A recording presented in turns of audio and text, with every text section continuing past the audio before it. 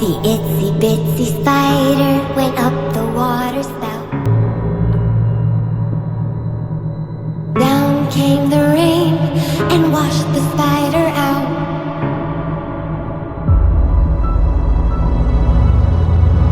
Up came the sun and dried up all the rain.